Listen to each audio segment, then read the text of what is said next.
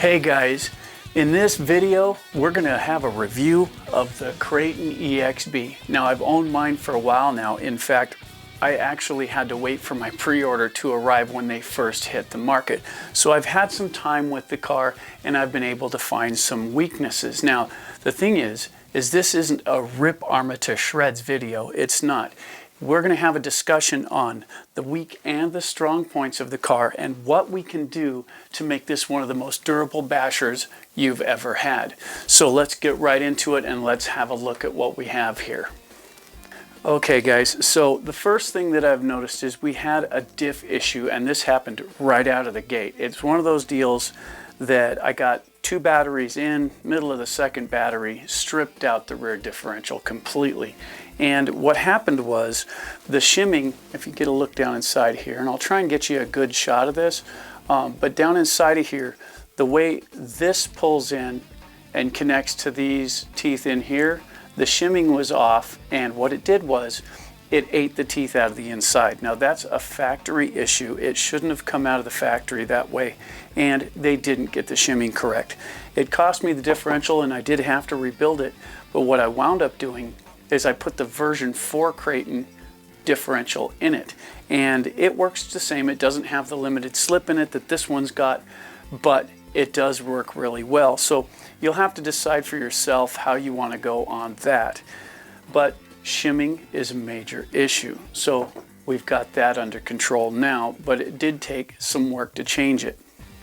As for the new design of the differential, you know, it's got that limited slip in there, but that's a really difficult thing to feel when you're driving. I know they put the plates in there, I've taken them apart, I've rebuilt them, and they're pretty simple to work on, but I really don't understand, and maybe this is just me, but I really don't understand the advantage of having those plates in there when all you have to do is adjust your diff oil. In order to get the type of resistance you want in your wheels, tune your oil. You can make it anywhere from locked to sloppy. You can put it any way you want by changing the weights of oil in the car. So for me, I think the new upgrade in the differentials is negligible. However, the bigger teeth, it is supposed to be more durable that way. I did strip one, and the problem is the differential issue has been kind of an ongoing thing throughout the Kraton cars. I've known several, and a couple of my friends, that have stripped theirs out like right away. And the problem must be, in my opinion, is in the casing. So when you take a look at the casing here, each one of these is molded, and there is the possibility that when they mold these, they mold multiples at once.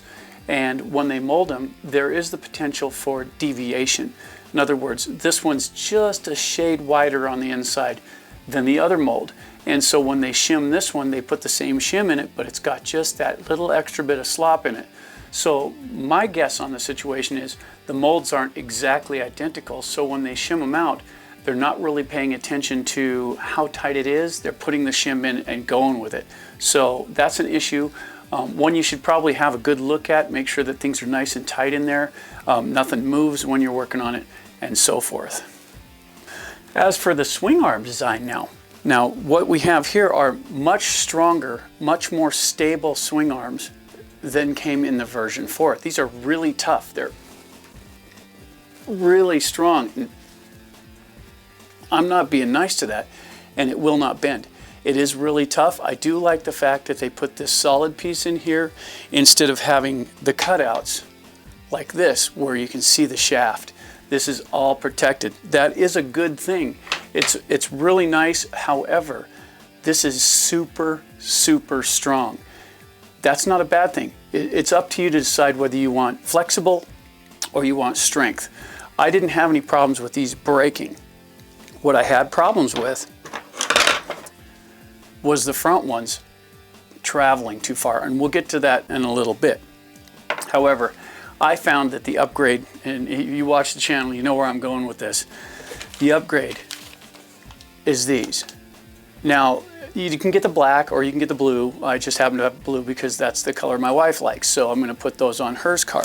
Now, you got your rears and your fronts, and there's the number.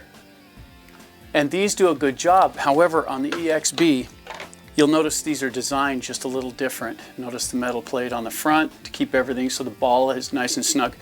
It's designed just slightly different, but with just a little manipulation, and I really mean that, just a little bit, this will go on the car.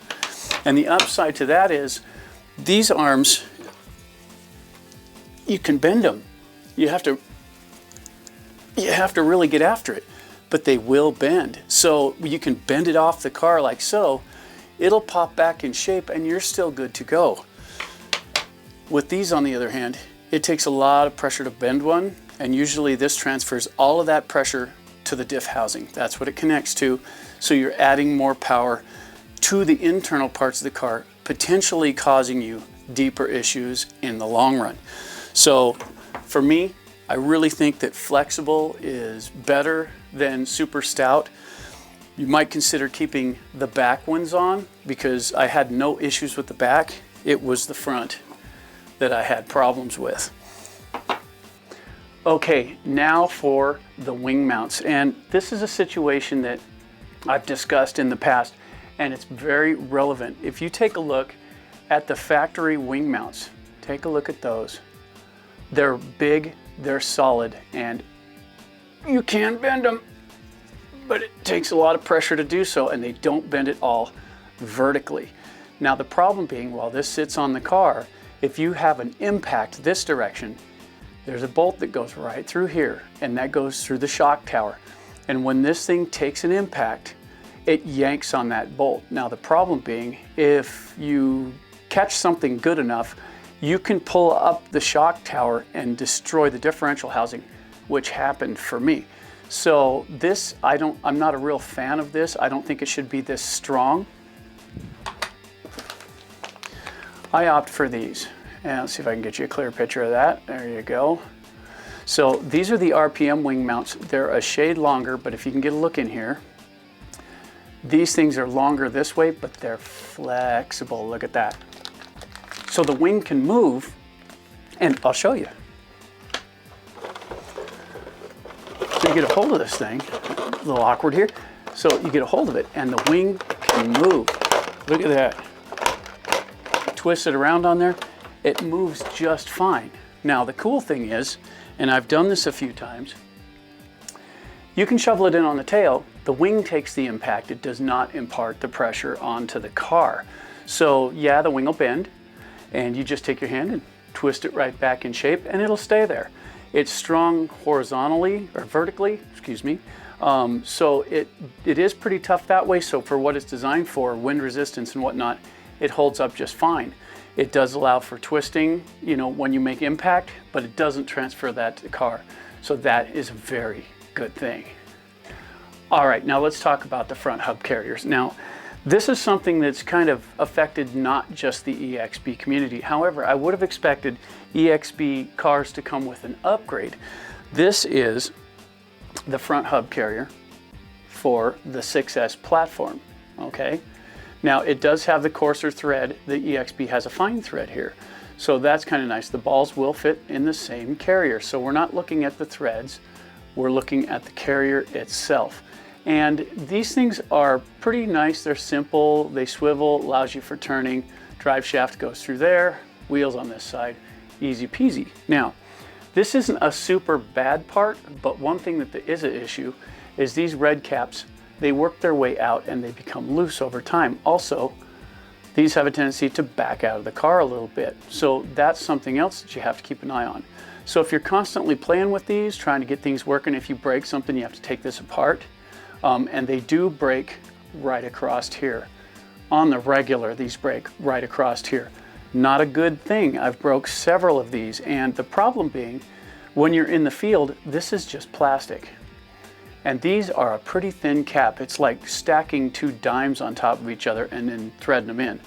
The problem is, it's really easy to cross thread in plastic, and it doesn't seem to want to hold all that well. So although this is a good part, and I've been running these for a long time, I've discovered that this is the answer. And what these are is these billet aluminum, and they are the hub carriers for the front. And they have metal insert caps that go in there to hold the balls in place. Easy to tune, they stay in shape, and they are tough. I've really beat my car around, and I have yet to fracture one of these across the top edge here. And putting it on the car, you can see how nicely that fits on there. Everything's really good. See how the nut for the wheel is out there. Everything fits like it should. It goes right in place of the factory one, and it's just a really super durable part. So one recommendation is to change that out right away. Of course, break one first, but as soon as you go to repair it, put a new one on. And here's the thing, when you try to thread into this plastic piece, in other words, when you take that red piece and you try to thread it in the field, if you don't have something you can hold it dead straight, it's super easy to cross thread those. And once you cross thread them, they just don't work the same again. So that's a difficult point. On the aluminum ones, however, you can feel the thread tied in the way it's supposed to go in and then turn them in, and it works like it should, because cross threading is a bit more difficult. So in the field application where you may not have your regular tool kit, you have your jump kit, you may not have all the tools you'd have access to on your bench. And that can make things even more difficult. Trying to take a standard Allen wrench and square one of these up where it'll slide in and out on it, it just doesn't line up properly. The Allen wrench slides in and out, there's no shoulder. But if you have the right tool, one that's got a shoulder on it, you can put it right on the end, thread it in real easily, and you're good to go. So that's another thing to keep an eye on. So now what we're looking at is the wheels and tires. And the wheels and tires that come on this are a really good setup. These are the copperheads. And are they copperheads? They are copperhead too. So these are the copperheads. These are the ones that come on all of the Kraton models right out of the box. And there's a couple things that I really am disappointed about. And one is, and they started to repair this on the Mojave, but these don't come with any exterior venting on them at all. There's no holes to allow any debris from inside the tire to get out during application. So what it is you're going to have to, and I recommend this right away, don't use them, perforate this with a couple holes. You want to have 3 holes around the outside, 1, 2, 3, and I recommend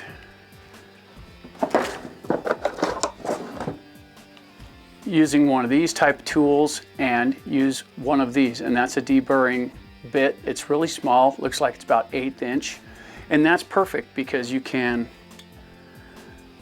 punch a straight hole just like that and make a nice clean hole that will not tear, so it holds really well. Also on the inside, if you can look in here, and I don't know if you can see them, where are we at here? Right here. So up in here, see the hole? There's 2 of those in there, and those holes, when this tire spins, it forces dirt down into these holes and it just packs it into the foam, and then you're wondering why your car runs unevenly. Well, as you run in the dirt, it just fills these with dirt. There's no way for the dirt to get out. Water's just as bad, if not worse, because water can get in there and it'll stay in the foam. However, once you punch the holes in the outside, and they call it venting for a reason, once you punch a hole in the outside of this, you get them all dialed in. When it spins, it throws everything out of the tire.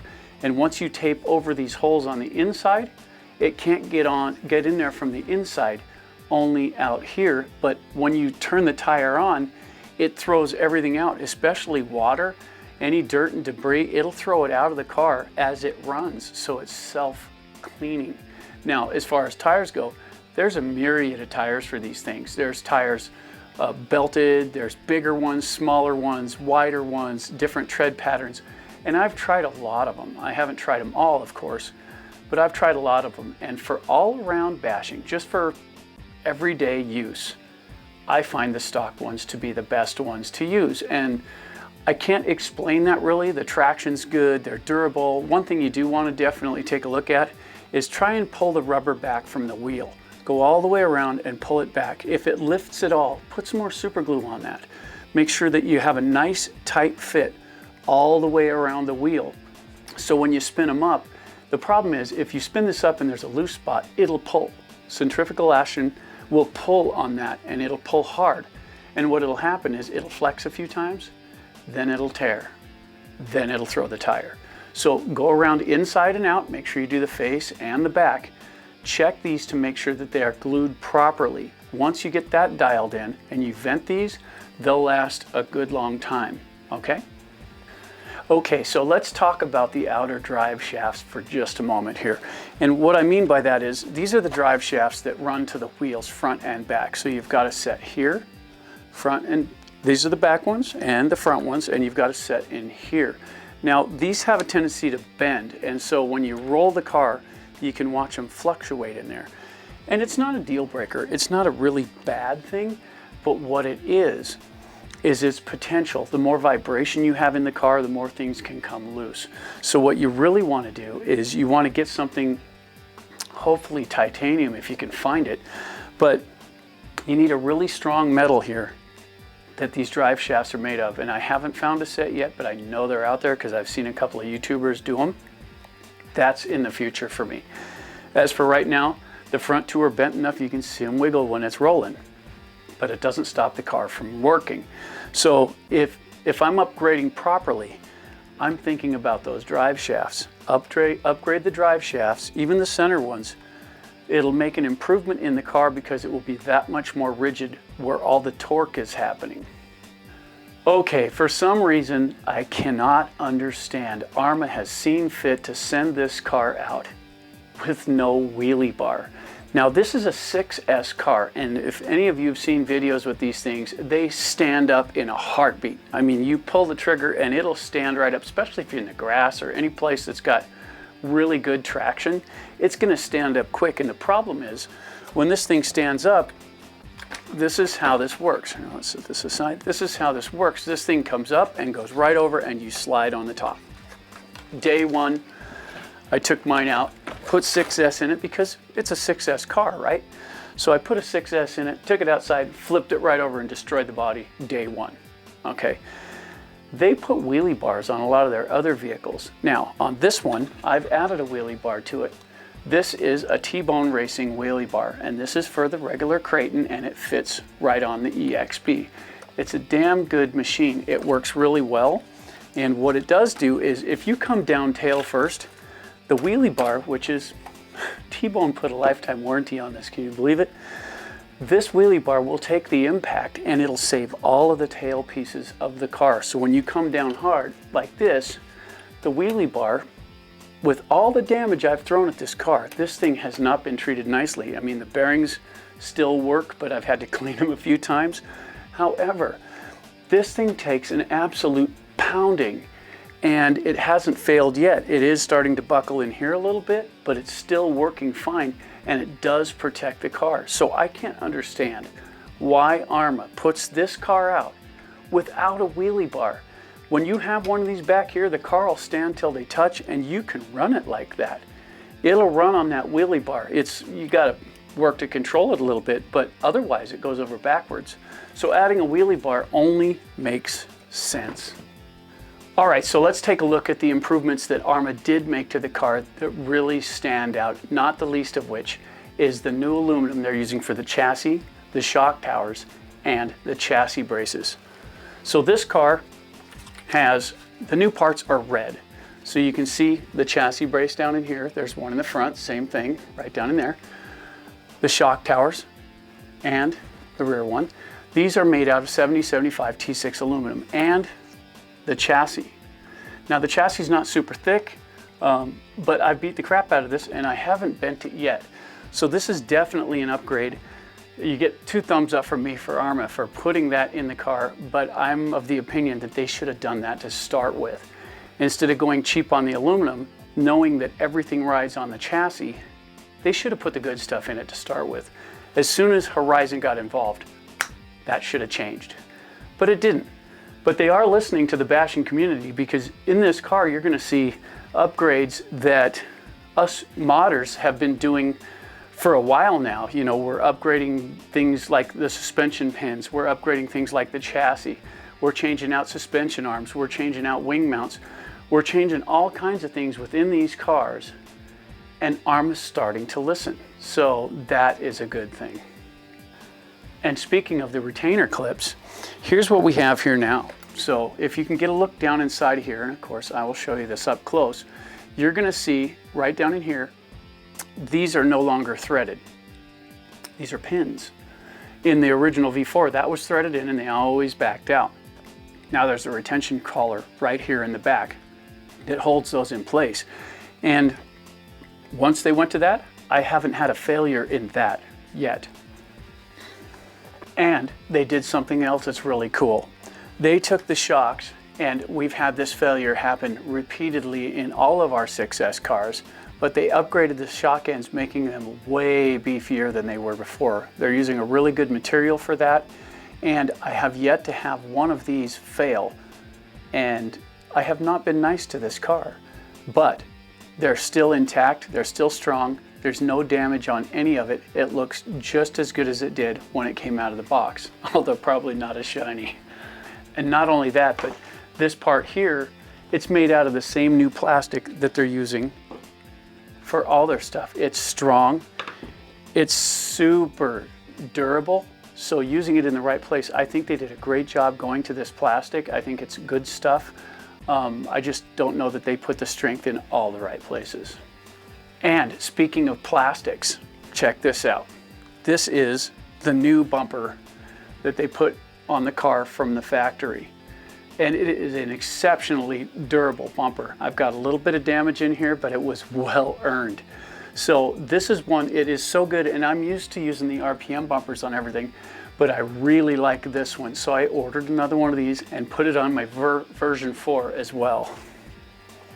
And alongside of that, we were talking about stronger components in here, but in the EXB, they've added the tougher tie rods, front and back. These are a lot stronger. They hold up, they don't bend nearly as easily, and I've yet to have one of these fail. So that too is a serious upgrade. Okay, so let's discuss the possible ways we have to repair some of the weak points of the car to bolster alongside of the strengths that the car already possesses. And number one, we're going to talk about these hub carriers a little bit more. So one upgrade to this car is definitely the hub carriers. These aren't, like I said, they're not terrible. They do work, but they're difficult to work on in the field, and they do have backing out problems for this. So there's a serious upgrade. Also, the upgrade of changing over to the other swing arms from the factory ones is an option. It's not necessary to make your car tough. These are strong. However, I'm a fan of pliability. I want something that will flex, and like I said, these will flex. They bend, but they bend back. If you get the tougher stuff, if you'll take a look at this one, it's bent. It didn't bend back. It's really strong. I really took a good impact on this, several in fact, and it's bent. The one that goes alongside of it is not bent. This is what they're supposed to look like, nice and flat. But this one's bent. It did not break, but it bent. Okay, so the problem being, it's not as pliable as these. These will bend and flex back. So definitely, in my opinion, it's an upgrade, but you can't go wrong either way. And as I've said before, don't forget the wing mounts. Now, in my opinion, there really is no option here. This is the only way to go. Now, I'm sure other brands can make this kind of part, but this has been rigorously tested on literally all of my 6S cars. And that is the one fix that makes the biggest difference. It allows for all the flexibility you want without imparting damage to the vehicle. This coupled with a wheelie bar, rock solid. So now I would like to address the servo saver. And you know, I've had problems, a lot of YouTubers have had problems with the steering on these vehicles. And I have to tell you, it's not just the EXB that has the problem. The regular version 4, version 3, they have the same issue. And the problem is this binds. When you get your steering on and it starts to turn this way, it doesn't move very far. You turn the servo and it only goes about that far when it's sitting on the ground. And you can tell there's something binding in there. But that's only part of the problem. What we have here is a servo saver that's made up of aluminum and plastic. And that is destined to fail at some point. Plastic is really susceptible to temperature, and I'm pretty sure that's what caused this to happen. So that's a pretty good break there. And this thing just snapped and came apart. And all it took was a side impact on the vehicle to turn the wheels really quick, and it ripped that part right off. Now, like I said, temperature is a real issue. So for this application, I recommend going with the aluminum servo saver, and I've got one in here. And we'll get you a much better look at that, but there it is down in there. And the aluminum servo savers have a couple of problems to them. One, when that came out of the box, you could still see where, you know, the two parts, it's got this little cradle here. And this one has the opposite cradle. And where is it? Oh, my bad. This one has the opposite cradle. See that? Right in there. So this and this ride together. The problem is, these down in this part of the cradle on both pieces was still rough from the machining. And so when you put it together, it would bind and it wouldn't want to turn. And within 10 minutes of putting it in my version 4, I destroyed the servo in the car, so it wasn't working at all. So what you really need to pay attention to when you put one of these together with an aluminum one, you need to take and file down the machine marks and then polish them, sand them with a really fine grit sandpaper, and rub them against each other until they're smooth, because they'll bind, they will. They don't come from the factory smooth. You have to do that yourself, and if you skip this step, you're going to wind up buying a servo which is infinitely more expensive than buying the servo saver in the first place. So sand and polish, get it dialed in nice and easy, give it just a dab of silicone lubrication and put it together. And if you'll notice, it really does a good job of protecting the servo. So as far as the servo saver goes, you know, and especially in this particular car, these tie rod ends are a lot stronger. So when you catch a sideways move like that, it puts a lot of power up against this piece. And aluminum is where it's at as far as protecting this piece. Okay, so we've gone over what we can improve in the car. We've gone over how tough the car is and how well built it is. And I'm really impressed with what they've done to the car so far. And with these small upgrades, it makes a big difference. But when you get an EXB, it comes as a roller. And what that means is it comes with no electronics of any kind. No servo, it has no electronic speed control, no motor, no radio. So that leaves all of that up to you. And there's a few options that you need to think about. And first off is, you know, I have the version 4 Kraton. And in my opinion, it's plenty powerful. Am I trying to do 100 miles an hour? No, that's what the Limitless is for. I'm only trying to get as much fun out of that car as I can. And when I put my new one together, I went with the factory BLX 2050. And it's plenty powerful. It does the job quite nicely. It powers the car the way it should. And since it has a mate, I put the 185 BLX speed control in along with it. However, that's where Arma and I separate. I didn't like the servo that comes with it. The servo is, in my opinion, slow and weak. So I put an upgraded servo in it, brought it up to 25 kilograms, which seems to be plenty to power it. Make sure that you get a waterproof one. Make sure it has the metal gears in it so that it's strong enough to deal with it. However, the servo saver still has to work properly or you'll destroy that servo too. Proved that to myself. Okay, also on top of that, the radio. And what I found is that the new Arma radio is supposed to be the real thing for this. Now, the older one was garbage. I didn't like it. Everyone knows I didn't like it. The delay was terrible. Range was middle of the road. The only cool feature on it was being able to turn it down to 50% when you hand it to a buddy. That was kind of neat. But in this particular car, I'm running the Dumbo RC radio. And this thing is crazy good. I mean, the speed of it, when you turn the wheel all the way to the right, the wheels on the car are all the way to the right. When you pin it, it's now. There's very little delay, if any, in this thing. It's crazy. And the range, if I have yet to get out of range with this car, if you can see it, you can drive it. And this is a cheap radio. It doesn't cost much. You have to wait for them to show up when you order one, but these things work very well. So as far as the radio goes, guys, it's up to you. You can put any kind of radio you want in it, but you will have to install a radio, a servo, speed control, and a motor. On top of that, not only do you have to do that, but you need a charger and batteries. So that's something you have to select for yourself as well. Okay, so although this sounds like a beat-on Arrma kind of video, it's not. The EXB, and let's get this thing looking good because it's on camera, right? We should go ahead and put this back on it. The EXB is really one of my go-to bashers. If somebody invites me to go out and tear things up if we're going out into some rough terrain, this is definitely one of the ones I'll take with me. It's got to be one of my favorites. And one thing I didn't cover in this that I did change, but I don't think it's necessary. I really don't. This was just a test, but I changed out the shock absorbers. And I put the big bore shocks on it. You can see those there. And they work pretty good. They do. But they are not necessary, really, when you think about it, over the factory shocks. Now, I've spent most of my time beating on these, and they are unaffected. All four are just like brand new. The only reason I swapped them out, and even these are unbroken, the only reason I swapped them out was to test the other ones. And I did really bend one of those. I mean, almost a 90-degree angle, but it bent right back. These, on the other hand, I have never damaged one of them. So that's a good thing.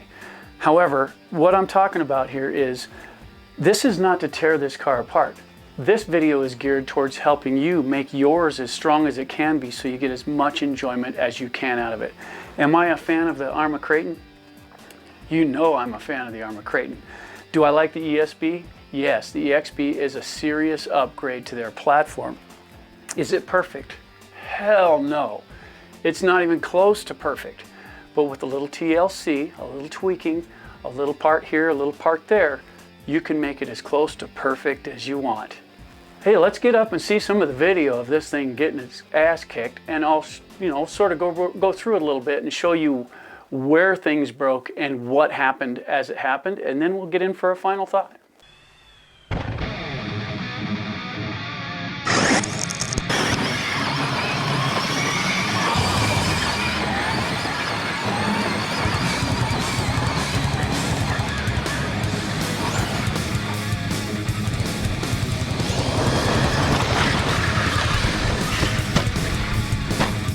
Haha! Nice!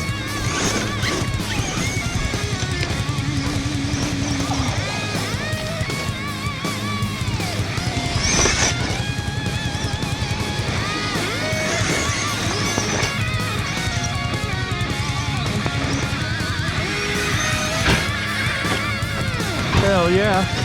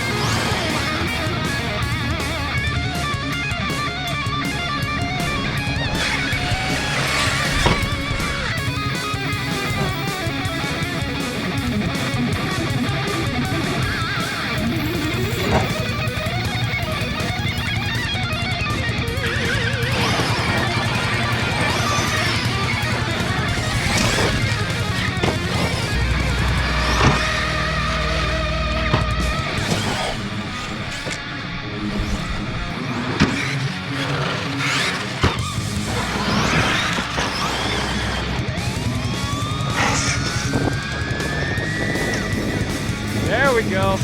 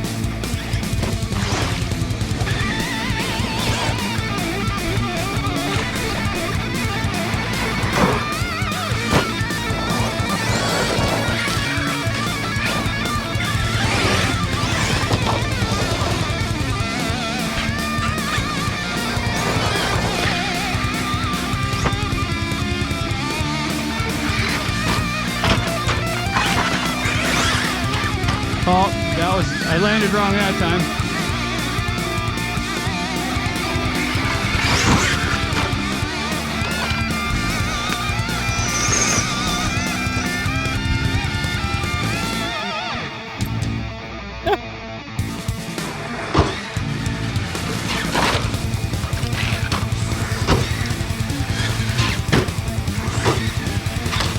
Oof.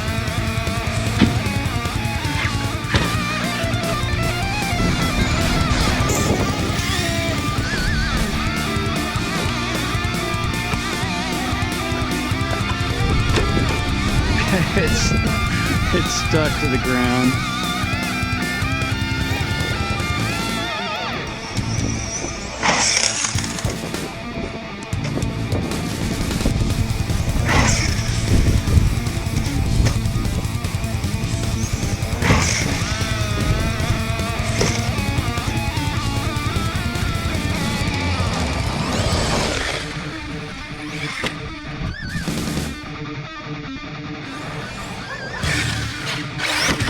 I broke the bolts here. Broke these. Right? Pulled them right out of the the transfer case there. And this whole thing's pitched forward. The wing mount's actually not broken. It's other shit that's broken in there.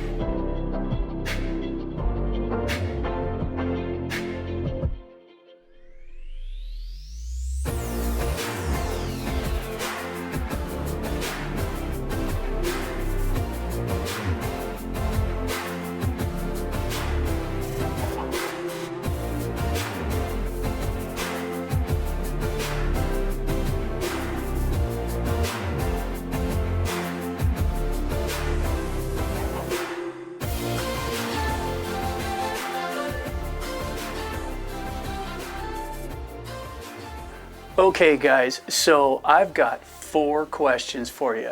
Question 1, what were the upgrades? And you know, we did a pretty good job of upgrading this vehicle, and what we put in here for upgrades were pretty simple really. Now, I found this online, and this is everything you need to upgrade your car to the RPM stuff. It's the complete packet, skid plates, it's got the arms, and it's got the wing mounts built into it. So you can get the whole kit online, and keep in mind that all of this stuff I got from eBay. So you can get all of this stuff on eBay. Just search the part number you're looking for and look for some upgrades. That is The easiest way I've found to do it, I buy off Amazon once in a while. I do go to the local hobby stores when I'm having trouble finding it online. But for the majority of my purchases, I use eBay. Okay. Secondly, past the swing arms, we changed the hub carriers. And these were a simple install. Here they are again. So those are a simple install. They went on pretty easily. We also changed out the shock absorbers, but remember, the shock absorbers didn't need to be changed. That was just done for a test. As far as the new ones versus the old ones go, it's an even wash for me. I don't care. The original ones work really well, and I have yet to break one. On top of that, we changed out the steering servo, and this was necessary. The important bit on this is, don't forget when you install this to put bearings in it, not bushings. Don't use the bushings, use bearings. They make things move a lot smoother, less binding, okay? And I believe that is our upgrade kit. Don't forget we put the T-Bone Racing wheelie bar on the back as well. Question 2, how tough was this vehicle out of the box? And you know, it always seemed to spit up the drive lines every single time I took it out. The front dog bones would come loose, and it was really an issue with the swing arms moving too far, allowing those dog bones to retract from the cups. So what it is as the arms come up, the drive shaft would pull out just enough for it to spit it aside, and it would just lock things up. So that was a real disappointment. As far as the hub carriers go, the hub carriers were pretty good, but they did break on the regular as well. So, you know, initially I was going to give it 7 out of 10, but I really think out of the box it only gets a 6 out of 10. As far as the parts and the cost goes, the cost was, well, I'd like to say negligible, but for some people it was fairly expensive. So I've got a list here, I'll let you know what they are. First up, the hub carriers cost me about $35 for the pair, so that was good. The servo saver itself, $32. The wing kit was $75, and that covered all the arms and the wings and everything.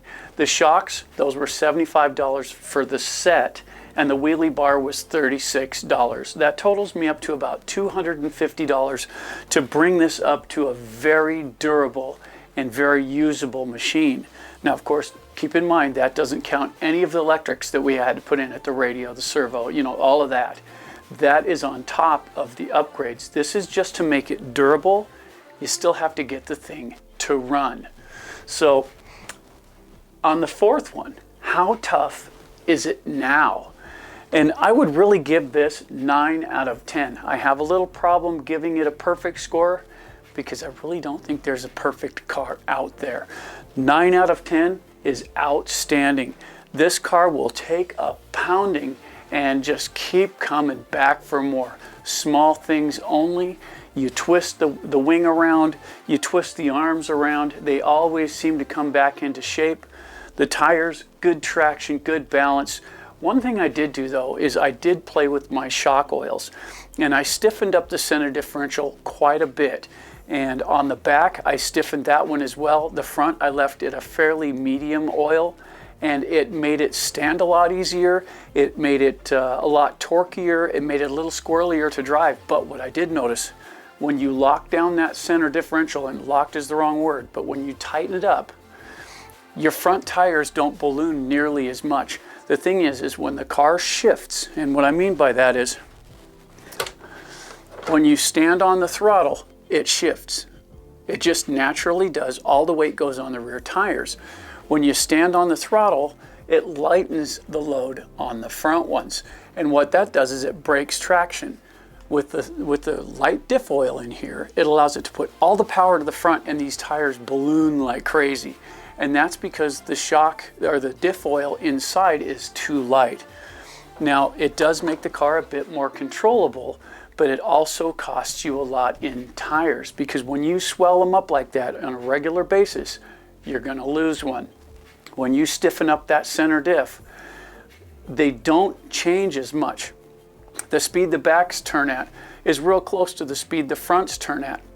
because it doesn't allow the the drive lines coming off of there to run at different speeds. It's more locked down. So yes, it's easier on the tires. It's a little tougher to drive, but not a lot. A little practice and you'll have it down. Would I recommend tightening up the differentials? Absolutely, but this isn't something I can give you the actual numbers for. What I mean by that is I could tell you what works for me, and it may not even work for you. So you're gonna have to play with your oils a little bit. My general layout is the stiffest one goes in the center.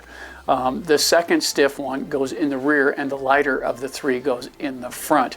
And that makes for a pretty good vehicle for control, but you'll have to set your oils to whatever works for you. And in a future video here, I plan to pull the diffs apart and show you just exactly how to do that. Hey guys, I'm AJ from AJ Jam Studios, and I appreciate you hanging out. I appreciate you watching this thing to the end. Don't forget to subscribe if you haven't already. Like and share. It means more than you can possibly know. Until next time, dude, keep on bashing.